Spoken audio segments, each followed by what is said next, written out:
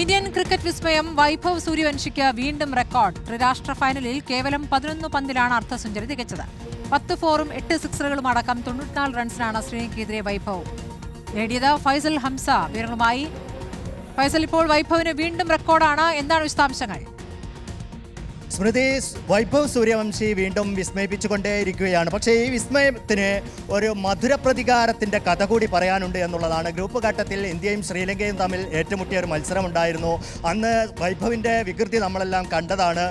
ശ്രീലങ്കൻ താരം വിഷൻ ഹലംബകയുമായി അദ്ദേഹം കോർക്കുകയും പിന്നീട് അത് ഒരു വലിയ തരത്തിലേക്ക് ചർച്ചകളിലേക്ക് പോയതുമാണ്. അതിനൊരു മധുര പ്രതികാരം, അന്നുണ്ടാക്കിയ പ്രശ്നങ്ങളിലെല്ലാം ഒരു വികൃതി കുട്ടിയായി എല്ലാവരും അദ്ദേഹത്തെ വിലയിരുത്തിയിരുന്നു. അതിനുള്ള ഒരു മധുര പ്രതികാരം എന്നുകൂടെ ഈ പ്രകടനത്തെ വിലയിരുത്തേണ്ടി വരും. വെറും 11 പന്തിലാണ് അർദ്ധ സെഞ്ചുറി പിന്നിട്ടത്, റെക്കോർഡ് കുറിച്ചത്. 30 വർഷം മുമ്പ് ശ്രീലങ്കൻ താരം തന്നെയായിരുന്ന കൗശല്യ വീരരത്നെ കുറിച്ച റെക്കോർഡാണ് മറികടന്നത് എന്നുള്ള പ്രത്യേകത കൂടിയുണ്ട്. അതായത് ഒരു ശ്രീലങ്കൻ താരത്തിൻ്റെ തന്നെ റെക്കോർഡ് മറികടന്നുകൊണ്ട് പകരം ചോദിക്കുന്നു എന്നുള്ളതാണ്. വൈഭവ് വീണ്ടും ചരിത്രത്തിലേക്ക് നടന്നു കയറുകയാണ്. 3ാമത്തെയും 4ാമത്തെയും ഓവറിലായിരുന്നു വൈഭവ് തൻ്റെ വിശ്വരൂപം പൂണ്ടത് എന്നുള്ളതാണ്. അതായത് മുഹമ്മദ് സിറാസ് എറിഞ്ഞ 3ാമത്തെ ഓവർ, ആ ഓവറിൽ 26 റൺസാണ് അടിച്ചു ചേർത്തത്. പക്ഷേ അവിടെ കൊണ്ട് നിർത്തുന്നില്ല.